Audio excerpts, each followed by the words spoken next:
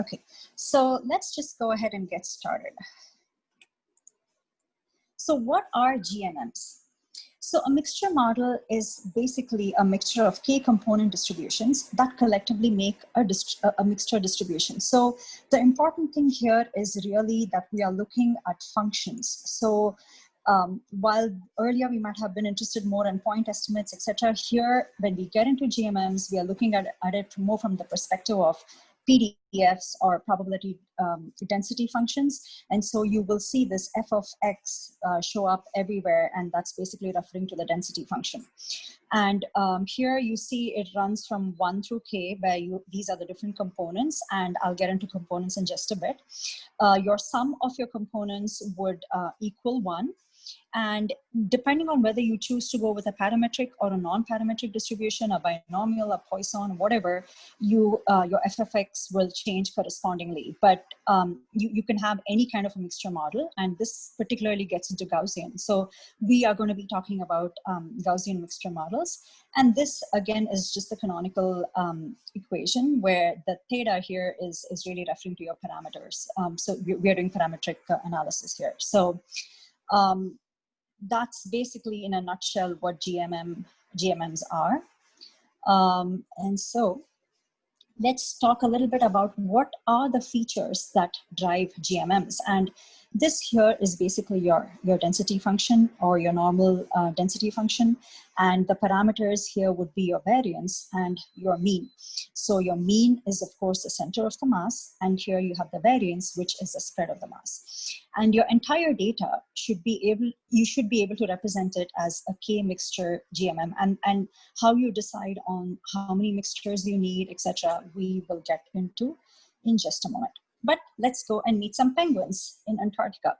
So these penguins are the collective work of scientists who recently submitted all their data to CRAN, which is where we have all of our repositories, our packages, all of this, everything that drives the open source community within R. And the penguins, oops, I'm sorry. The penguins just recently landed there. So I have provided links all the way around because what I wanted to do was I wanted to have a good data set with clearly defined variables so that I could just show you the distinction of different components, etc. And this seemed like a good choice. I have also provided links, and I will be uploading this talk. But if you click on this, it'll actually take you to a landing page where you can read a little bit more about these penguins. So where has it been collected? What are the features? What is the distribution? So there's actually, if I'm not mistaken, 378 different penguins. I mean, not different, they belong to 3 species, but there's 378 distinct ones. And this is how their data is distributed. You have the body mass, the flipper length, etc. This is the frequency. And then this is basically gets into the length and the depth, etc. So it's really a fantastic data set, and really lends itself to some interesting analyses.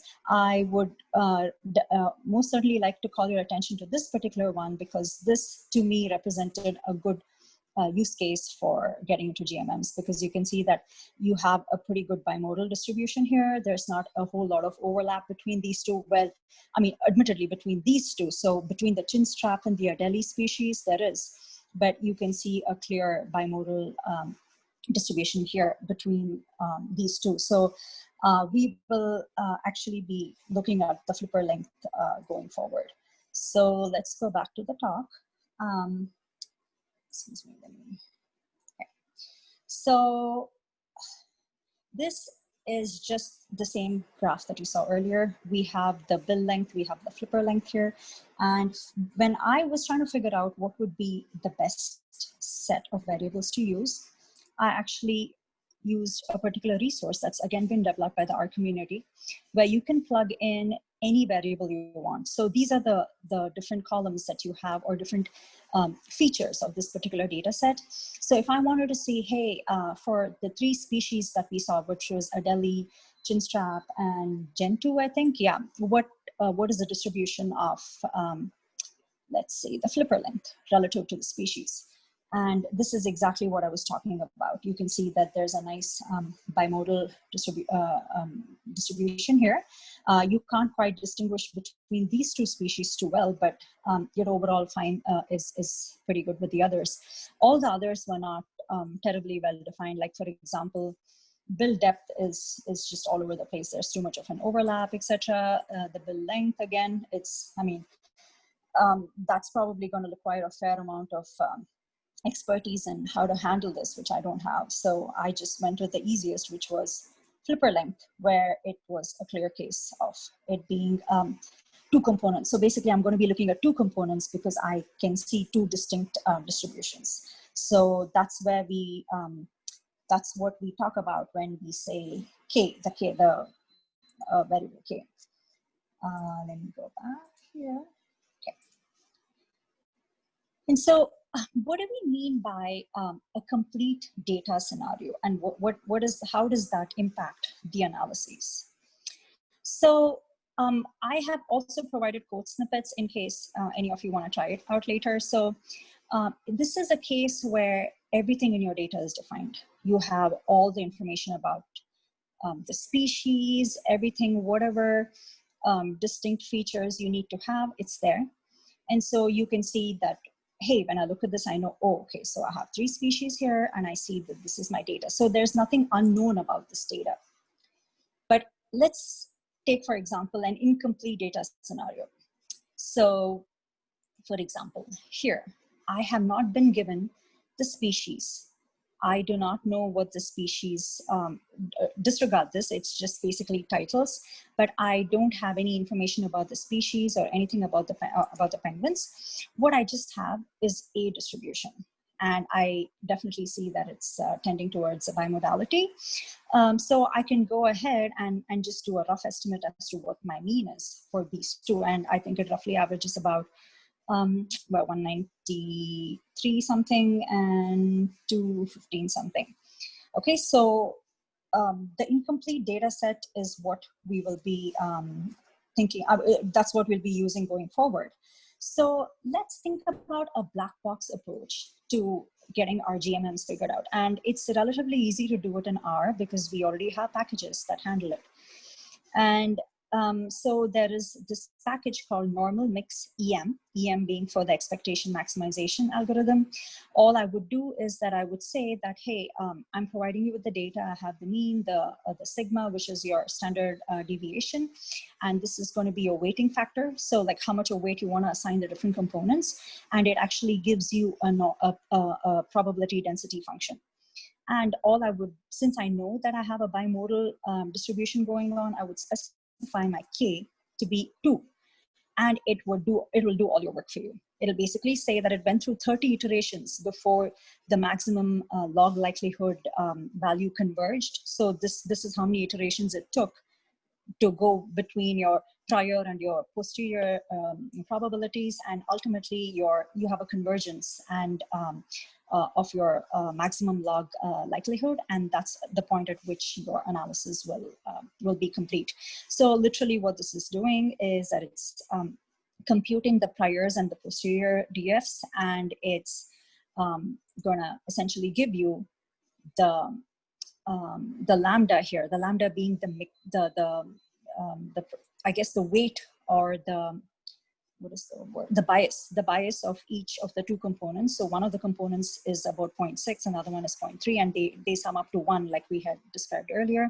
These are the mu's, and if you recall, we did get something around 190 point something, and the other one was around this, and this is your standard deviation. So it's straightforward enough to do it here. It will also give you the point at which your log likelihood, where the convergence happened, and these are your posterior distributions.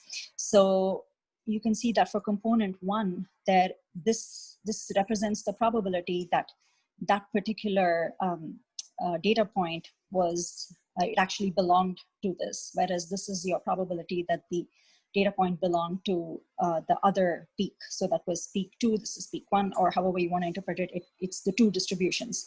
So you can see that with the one where you don't have the minus 0 point, it's a pretty strong probability, and it changes. I cut this off at 25, but there's about 400 or 378, depending on how many rows we have in that. And so when you plug it into R and you specify the number of components, R does a really great job of giving you the distribution and also giving you the point at which you can see this overlap, and you can get the mean, you can get the standard deviation, and you can get pretty much everything that we saw earlier. So let's just go back quickly and think about what's going on. So this is a straight out of the box, like not knowing what's happening, just put it in, get it out. But let's look a little bit deeper and see what is actually going on behind the scenes. And so for that, we do have to get a little bit into Kmeans algorithms, because here again we are talking about K clusters in the K-means, but it's driven more by point estimates, whereas in the GMMs, you know that it's driven more by the density functions, and that's a really important distinction to make, that your K-means is driven by point estimates.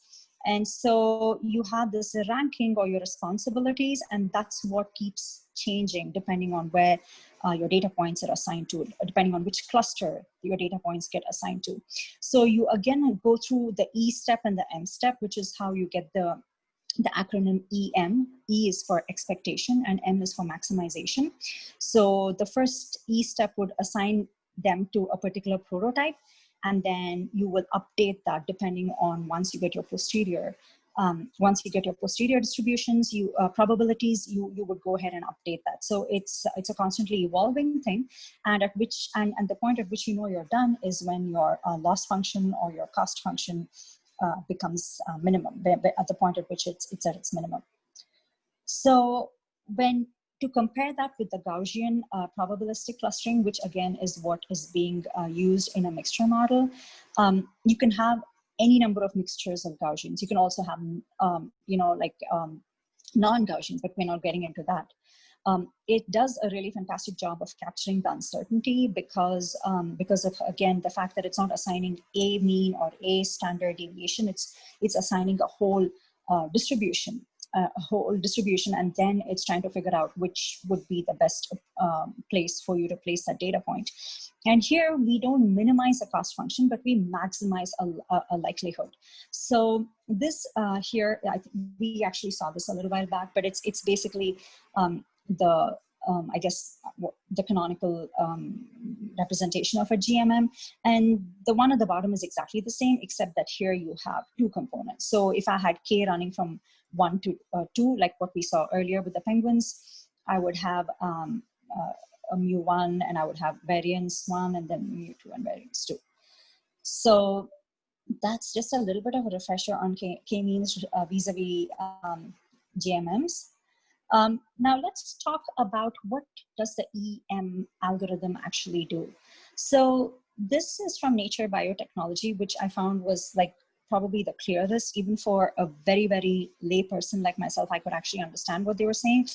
It's a natural generalization of the MLE to the incomplete data case. So the MLE works with the cases where your data is complete, or maybe for the most part, but the EM can be extended out to the case, to incomplete data cases. So if you looked at MLE versus your expectation maximization, here you see this is your mean, this is your standard deviation, and this is your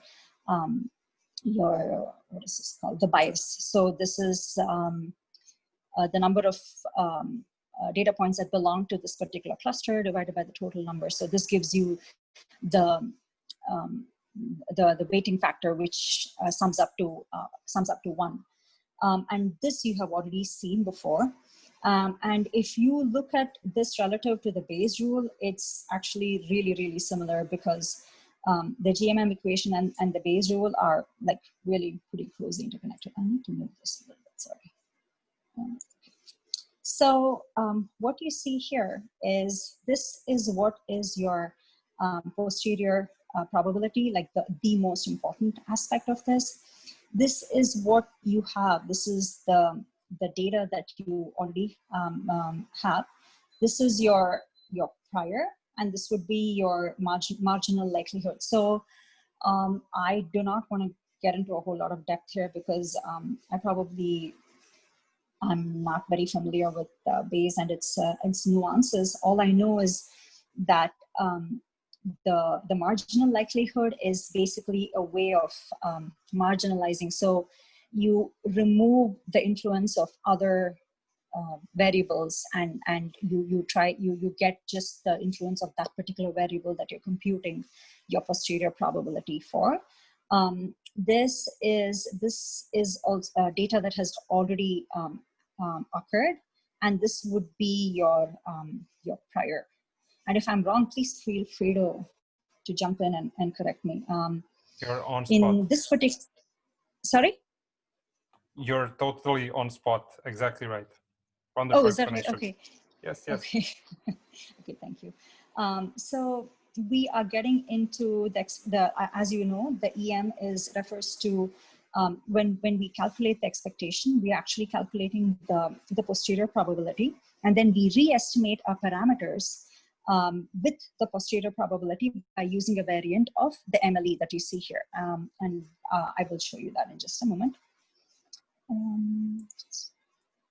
So this is actually the article from Nature Biotechnology, which I actually really like this. This is just like what you see on top is a case where you know the coin tosses. This is coming from coin A, this is coming from coin B. So it's a straight shot. You can determine using the binomial equation, you can figure out what your parameters are or the weights are. And so it's easy enough to do because this is a complete data set. But think about this at the bottom where you have these, you have 10 tosses here, and there are five in total and 10 per set. And you don't know where it came from, whether it came from coin A or whether it came from coin B.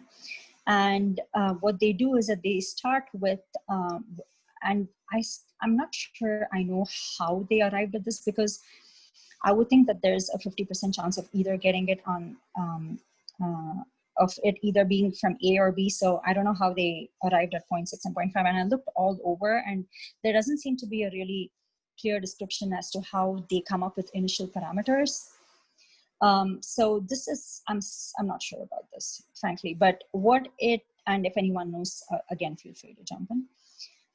But this is what is called your initialization step. So you feed this, and what you're doing here is that you're computing your posterior DFs by using this, and by using the number of heads versus the number of tails, you are computing the relative probabilities of it having come from either coin A or coin B, and then you sum that up, right? And you sum that up, and in the M step, what you're doing is that whatever information you derived from your posterior probabilities, you apply it to change this. So you're changing your parameters based on what your posterior probabilities, the information that they gave you, and then you go back into this. But now instead of 0.60 and 0.51, you have 0.71 and 0.58. So you do this till such time as your what is it called? Your log likelihood, it basically converges. So that's basically what it says here. In the M step, new parameters are determined. And after several repetitions of the E step and the M step, the algorithm finally converges. So what is the endpoint of an MLE or an EM?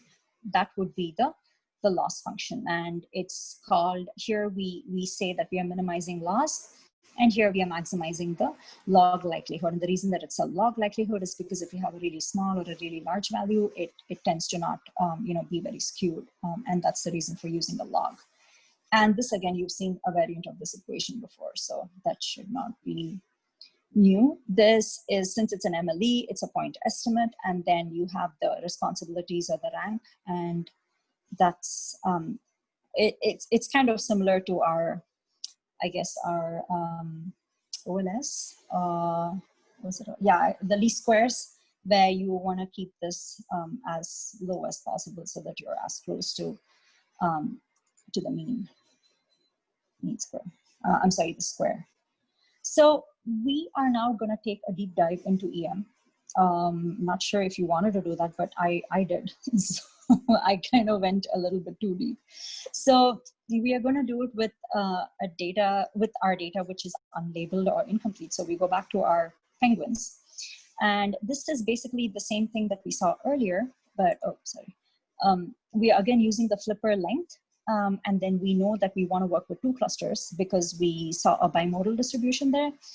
And then, so this is pretty much just giving us, it's attempting to calculate, it's just going to plot it and give us like basically a scatter plot with the clusters. So you can see that there's like a pretty good demarcation between cluster 1 and cluster 2. So proceeding forward with the initialization step, which if you recall, we just assign, we start out with certain broad assumptions here. We go with the mean, the variance, etc., because we've already grouped them by cluster. And cluster, we determined the cluster because of the fact that we did a little bit of EDA on the data, and we know that the data was segregating into two distributions. And so we set the means, the k-means to be 2. And then that's how we arrived at this. Alpha is basically your the weight that you want to, or the bias that you want to assign. And what you have here is that you have the number of clusters. You have the size of your clusters. So we have 209 here. We have, so I think there was a total of 342 penguins. And then these are your alphas. So they will sum up to 1 because that is your bias or your weight. So then when we do the expectation, what we are actually doing here is that we're calculating our posterior probability here. So we will use what we have, which is the data. And then we have the mean, we have the standard deviation, and we have this from what we saw earlier, like just the previous slide, right? Like we have this information here. And now we do it for every data point. And we get the posterior probability here, where we, and then we get the log, of that. And once we have the posterior probability, we will then do the maximization. So for the maximization, we recompute the parameters using the posterior probability. So we have the mu, and notice everywhere that the posterior DF is present. Then we have the variance, and we have the alpha, which have all been recomputed based on the knowledge that we have from our posterior probabilities, and we arrive at this. And we do this for, here it has been set up till 50, but it can be any number of times, but most of the times it will max out before that. And what we're doing here is this is only literally done for the first time that you run it, which is the first time because you don't have any prior information. So this is the initialization step. But from here, it gets into the expectation and the maximization, and they just go, they're basically done one after the other. And each time you finish it, you compute your, you compare your log likelihood from that step with the prior step. And once that difference falls below a certain number, you break. Then at that point it has converged. Else you go back into the loop and you do it as many times as it breaks out, or you hit 50, whatever happens sooner. So having used that penguin data and not defining the clusters, when I did this, and okay, so disclaimer, I have not written any of this code. There's a very brilliant Chinese R developer who is absolutely like just super smart, and he did all of this. I just attempted to use it with a different data set, that's all, but none of this work is mine. We are basically trying to plot all of our the GMM using whatever we defined so far. Like it literally comes down to this. What all of those things that we defined earlier, it's like these two functions here, stat function and stat function. So it's getting the posteriors, and then it's recomputing the parameters and then sending it to the plot, and it's doing it for all the data points. And what you end up with is what you saw earlier, but this time we did not use a black box approach. We actually went in and we went through each step of the EM, and we arrived exactly at the same point as we were at earlier, right? So that concludes my talk. I have a few links here if you want. I mean, this is under development. This is my website. I haven't really done much work there, but that's all I had.